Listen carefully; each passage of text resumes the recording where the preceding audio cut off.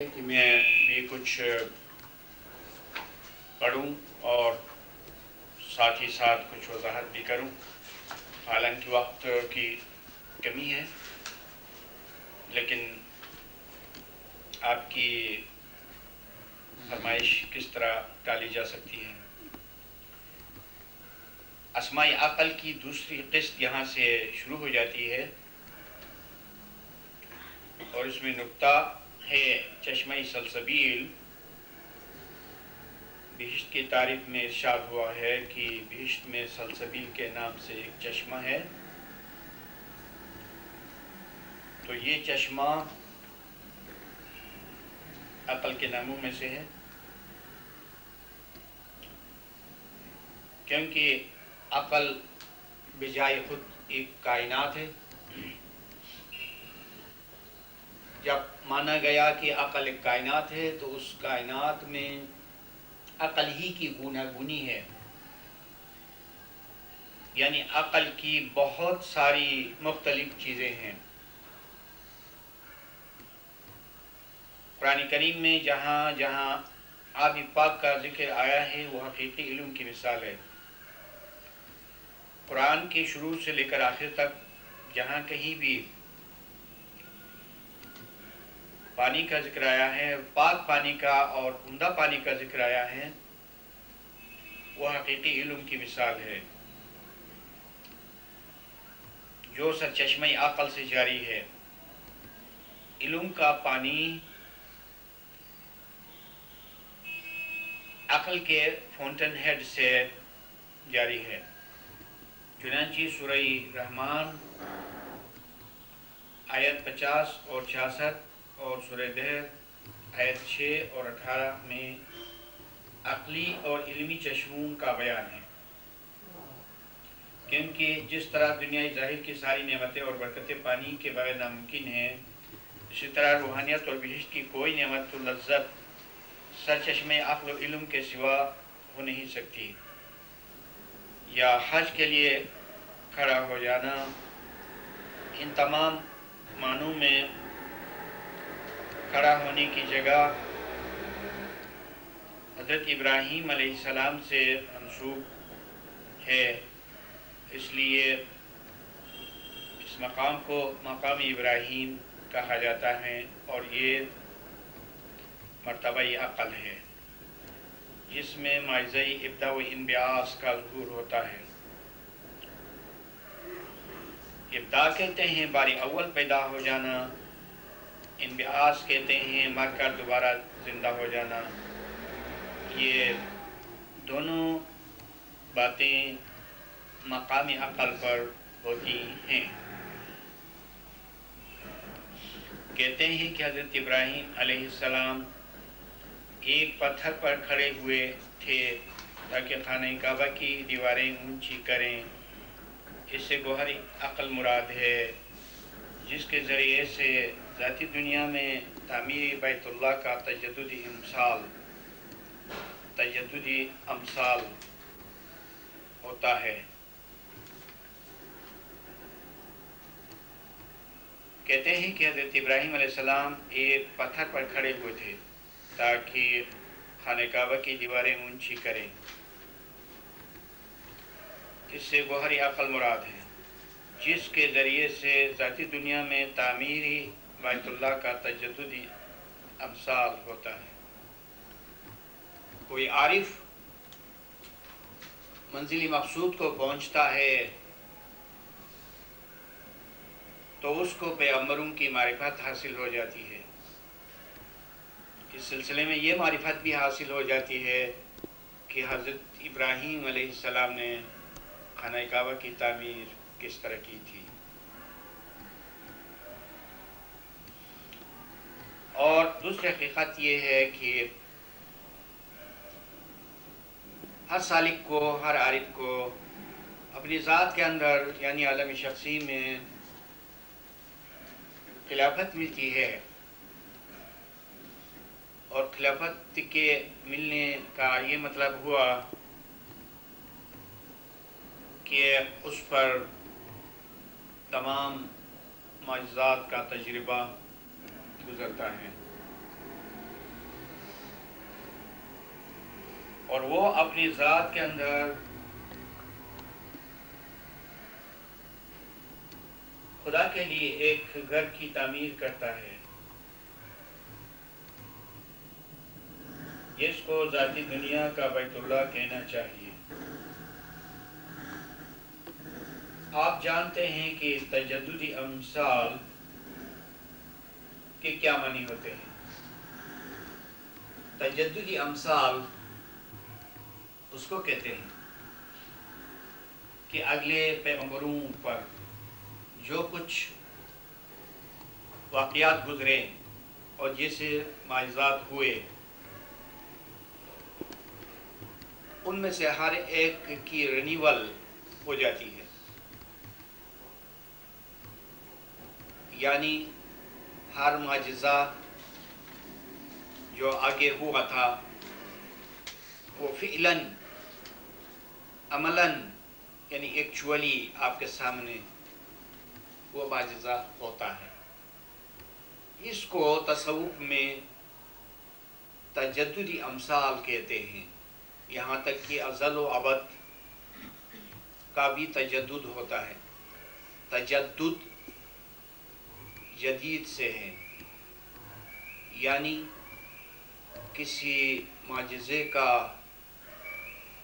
اثر نو وقوع پذیر ہو جانا، یہ تجددی امثال ہے۔ تو حضرت ابراہیم علیہ السلام نے کس طرح خانہ کعبہ کی تعمیر کی تھی، اس کا تجدد بھی ہوتا ہے۔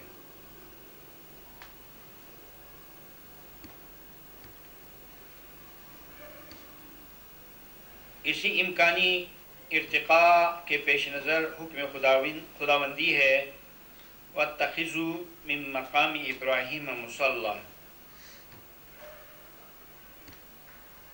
یہ حکم کسی ایک کے لیے نہیں بلکہ تمام اہل ایمان کے لیے حکم ہے، اور اس کے معنی یہ اور ابراہیم کی جگہ کو نماز کی جگہ بناؤ، یعنی ابراہیم نے بالآخر خانہ کعبہ کی تعمیر کر کے اس میں نماز قائم کی تھی، تو تم بھی اپنے اندر ایک خانہ کعبہ کو تعمیر کر کے اس میں نماز قائم کرو۔ کوئی مومن اس حکم خداوندی پر عمل کر سکے یا نہ کر سکے، لیکن خدا اس حکم کو فرماتا ہے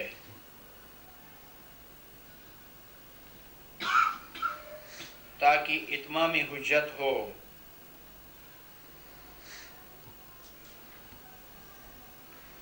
یعنی تم روحانیت میں اتنی ترقی کرو کہ امام زمان کا نور تمہارے قلب میں طلوع ہو جائے، جس کی روشنی میں تم یقیناً کعبہ حقیقت کی تعمیر کا مشاہدہ کرو گے، اور اسی طرح بیت عتیق جس کا ذکر 2 مقام پر ہے، اور مقام ابراہیم تک رسائی ہو سکتی ہے۔ بیت عتیق پرانا گھر، یہ خانہ کعبہ کے ناموں میں سے ایک ہے کہ بظاہر خانہ کعبہ کو بیت عتیق اس لیے کہا جاتا ہے کہ یہ زمانہ آدم میں تعمیر ہوا تھا، فرشتوں نے اس کو بنایا تھا، اور باطن میں جو خدا کا گھر ہے وہ بھی قدیم ہے، تو نسبتاً اس کا اطلاق باطن پر ہوتا ہے۔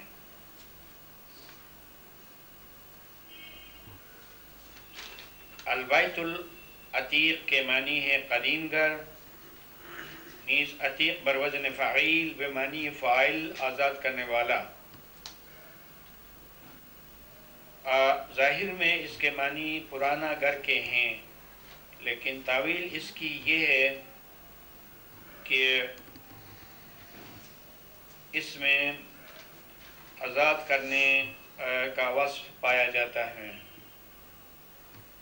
اس لیے کہ روحانی آزادی اس وقت ملتی ہے جب کہ کوئی شخص حج اکبر کو ادا کرے، یعنی اپنی ذات کے اندر خدا کے لیے ایک گھر بنائے اور اس میں حج کرے، اس میں نماز قائم کرے، تو اس صورت میں یہ خدا کا گھر اس مومن کو آزادی بخشتا ہے۔ وہ گھر جس میں داخل ہو جانے سے لوگوں کو تقلید و جہالت کی زنجیروں سے آزادی حاصل ہو جاتی ہے۔ اس کے معنی یہ بھی ہیں کہ اس گھر میں داخل ہونے سے تقلید و نادانی کی زنجیروں سے آزادی حاصل ہو جاتی ہے۔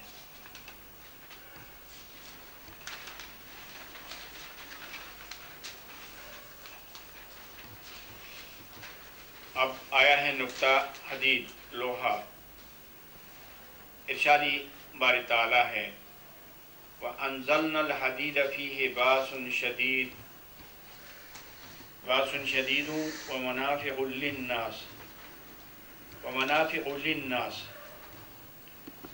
اور ہم نے ہی لوہے کو نازل کیا جس کے ذریعے سے سخت لڑائی اور لوگوں کے بہت سے نفع کی چیزیں ہیں۔ بظاہر یوں لگتا ہے کہ خدا نے لوہے کو بہشت سے نازل کیا جس سے مختلف زمانوں میں اسلحہ بنتے آئے، اور اس وقت لوہے سے جنگ کا جو فائدہ لیا جاتا ہے وہ غیر مسلمین کے ہاتھ میں ہے، اور ہم مسلمان دوسروں سے ہتھیار لینے کے باوجود کامیاب نہیں ہوتے ہیں۔ اگر اس سے صرف ظاہری لوہا مراد لیں تو پھر اس لوہے کا زیادہ سے زیادہ فائدہ ان کو حاصل ہے جو غیر مسلم ہیں، اسلام سے باہر ہیں۔ تو پھر خدا کو ایسی چیز پر احسان نہیں رکھنا چاہیے جو سب میں مشترک ہے اور جس سے دوسرے لوگ زیادہ سے زیادہ فائدہ اٹھا رہے ہیں۔ ظاہر ہے کہ جس آیت میں ظاہری منطق نہیں بنتی ہے تو اس کی تعویل ہوتی ہے، اور اس کی تعویل یہ ہے کہ یہ علم امامت ہے، لوہے سے مراد علم امامت ہے اور عقل ہے، اس لیے کہ حقیقی عقل اور علم امامت کا فائدہ مومنین ہی کے لیے مخصوص ہے۔ اس صورت میں خدا کا احسان رکھنا بالکل صحیح ہے کہ یہ ایک ایسی نعمت ہے اور یہ ایک ایسی طاقت ہے کہ جو خصوصاً مومنین کے لیے خدا نے عنایت فرمائی ہے، اور دوسروں کو اس سے کوئی حصہ نہیں ہے۔ ترین صورت خدا کا احسان بالکل صحیح ہے، کیونکہ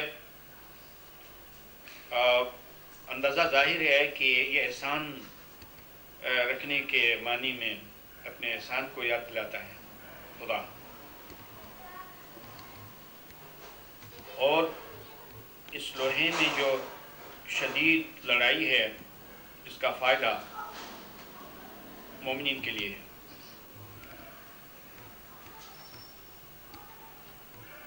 کیونکہ عقلی اور روحانی جو اسلحہ مومنین کے پاس ہیں وہ کسی کو نصیب نہیں ہے۔ لہذا قرآن کا یہ ارشاد اس معنی میں بالکل درست ہے، یعنی علم امامت جو سرچشمہ عقل سے نازل کیا گیا ہے، جس کا کردار روحانی اور علمی جہاد میں بڑا زبردست ہے، مزید برآں اس میں لوگوں کے لیے اور بھی فائدے ہیں، جس طرح مادی لوہے سے اسلحہ اور سامان جنگ بنائے جاتے ہیں، اسی طرح امام کے علم سے روحانی ہتھیار تیار ہوتے ہیں جو طاویل حرب کے لیے انتہائی شدید ہے۔ ان میں ابتدائی کرتے خاص ہیں، تو دیکھا آپ نے کہ ابتدائی کرتے ہیں، یہ تو کسی کو نصیب نہیں ہے سوائے مومنین کے، جو منزل اسرائیلی اور کارخانے یا قل میں بنتے ہیں۔ اسی مناسبت سے ایک اور نقطہ، دلیل روشن بینہ 8/42، یعنی عقلی دلیل۔ آیہ شریفہ کا مفہوم اس طرح ہے کہ جو شخص دلیل روشن کی روح سے مر چکا ہو، اس کی جسمانی زندگی سے موت بہتر ہے، اور جو عقلی طور پر زندہ ہو تو اسے جسماً بھی زندہ رہنے کا حق حاصل ہے۔ یہ بہت خاص بات ہے، اور یہ آیت جہاد کے جواز میں ہے اور جہاد کے حکم کے لیے ہے۔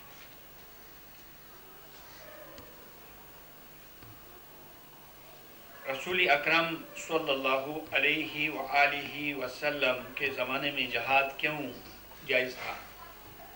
اس لیے کہ جن لوگوں سے جہاد کیا جاتا تھا وہ عقلی طور پر مر چکے تھے، تو جو حقیقی زندگی ہے، عقلی زندگی، اس میں جو شخص زندہ نہ ہو تو پھر جسمانی زندگی اس کے لیے کوئی فائدہ نہیں پہنچاتی۔ اس لیے حکم ملا کہ جو مر چکے ہیں عقل کی روح سے، عقل کے اعتبار سے، ان کے ساتھ جہاد کریں۔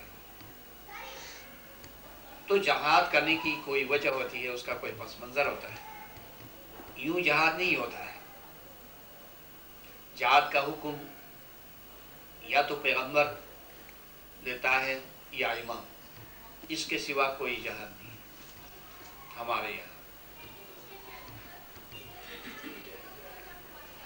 اب دنیا میں یہ رسم ہو چلی ہے کہ مسلمان آپس میں لڑتے ہیں۔ آپ ذرا سوچیں کہ اس جہاد میں حق کس طرف ہوگا؟ آپ جب مسلمانوں کے دو فرقے آپس میں لڑتے ہیں تو اس میں ان کے نزدیک کوئی منطق نہیں ہے، کوئی جواز نہیں ہے۔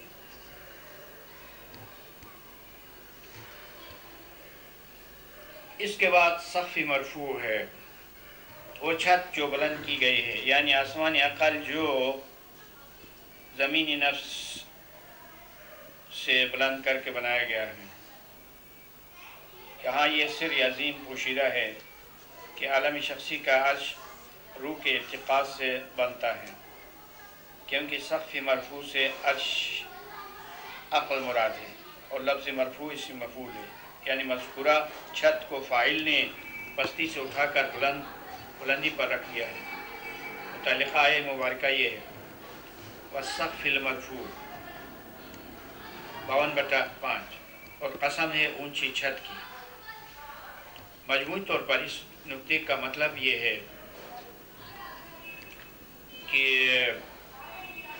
انسان میں جو عقل بنتی ہے وہ نفس سے یعنی جان سے بنتی ہے،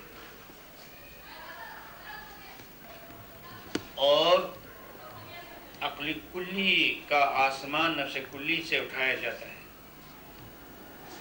اس لیے اس کو سقف مرفوع کہا گیا۔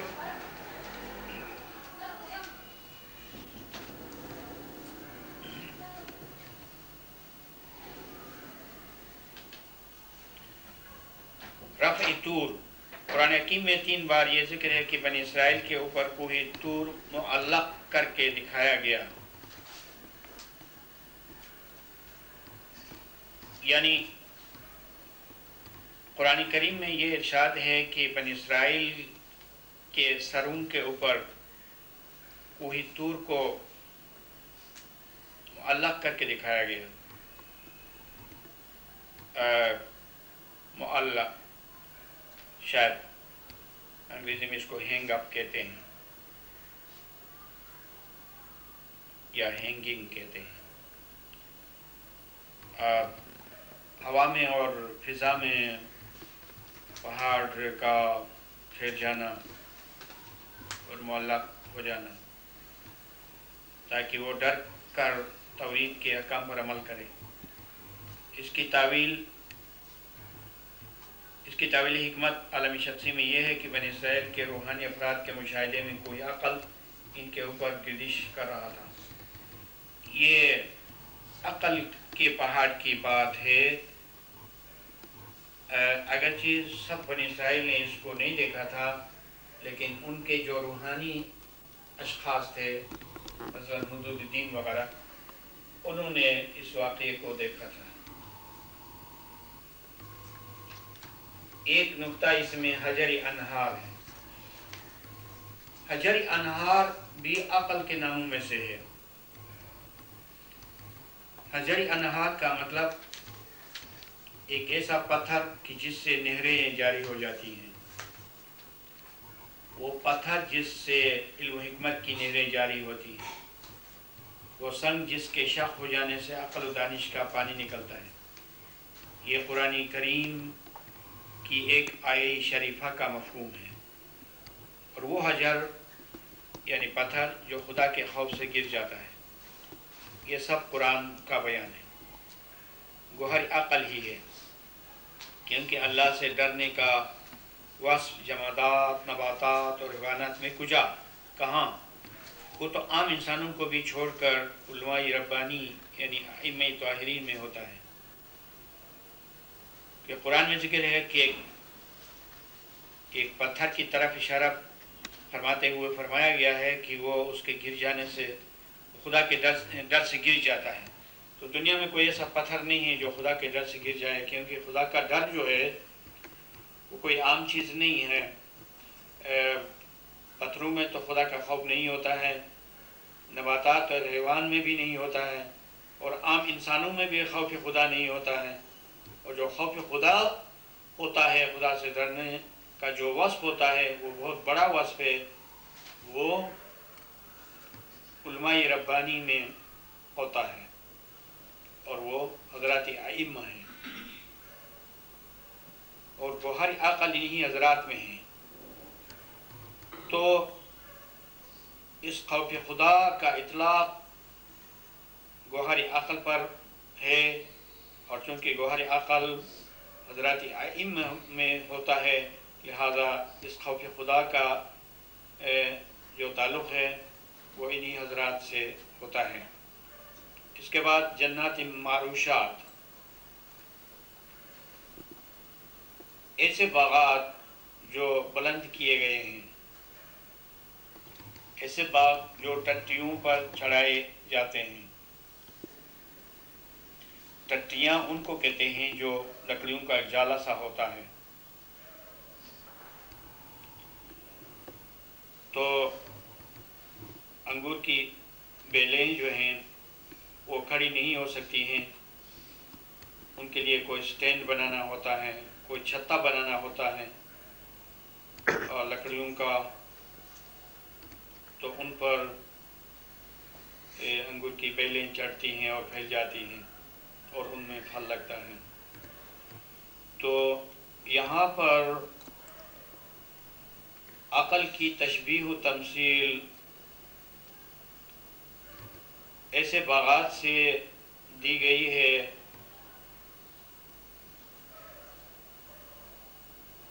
جن کو چھپروں پر اور لکڑیوں پر بلند کیا جاتا ہے، جیسے انگور کے درخت کے لیے اہتمام کیا جاتا ہے. کہ اس کو بلند کیا جائے زمین سے. یہ عقل کی مثال ہے. جیسے انگور وغیرہ، یہ بغاہائی عقل ہیں، یہ عقل کے باغات ہیں. 6/148 جو روح روحانیت کی بلندیوں پر ہیں، جہاں پر روحانیت کی منزلیں ختم ہو جاتی ہیں اور جہاں سے عقلانیت کی منزلیں شروع ہو جاتی ہیں، تو انہی مقامات پر یہ باغات ہیں. اور ان کے نیچے روحانی باغات ہیں جو غیر معروشات کے نام سے ہیں. اور جن باغات کو بلند نہیں کیا گیا ہے وہ روحانی باغات ہیں. دو معنوں میں، کہ جو روحانی درخت ہیں وہ خود از خود کھڑے ہو جاتے ہیں، اس معنی میں بھی عقلی باغات سے نیچے ہیں، اور دوسرے اس معنی میں بھی کہ وہ عقل کے مراتب سے اور عقل کے باغات سے نیچے ہیں. غرض عقلی میوے روحانی پھلوں سے برتر اور افضل ہیں. تو روحانیت سے عقلانیت اوپر ہے. اس کے بعد ایک خاص نقطہ آتا ہے مکاناً علیہ، اونچی جگہ. 19/57 یعنی عالم شخصی میں مرتبہ عقل، جہاں عرش اور اس کے متعلقات کی معرفت کا خزانہ مخفی موجود ہے. تو مرتبہ عقل کو مکاناً علیہ کہا گیا ہے، ایک بلند جگہ، اس لیے کہ وہاں پر عرش ہے اور عرش کے متعلقات اور عرش کے لوازمات ہیں. متعلقات اور لوازمات ان چیزوں کو کہتے ہیں جو کسی چیز کے ساتھ لازمی طور پر پائی جاتی ہیں. اور ازل و ابد کا تجدد بھی اسی مقام پر ہے. ابھی تجدد کا ذکر ہوا تھا کہ اس میں ازل اور ابد دونوں کی تجدید ہو جاتی ہے. چنانچہ خداوند بزرگ و برتر نے حضرت ادریس علیہ السلام کو نور عقل عطا کر کے بلند فرمایا. آپ علیہ السلام اپنے وقت کے امام تھے. یہ مکاناً علیہ حضرت ادریس علیہ السلام کے قصے میں آتا ہے، اور ایسا یوں ہے کہ ارشاد ہوا ہے کہ خدا نے حضرت ادریس کو ایک اونچی جگہ پر بلند کیا. اس سے اہل تفسیر نے یہ مراد لیا ہے کہ حضرت ادریس علیہ السلام کو زندہ بہشت کی سیر کرائی تھی، اور اس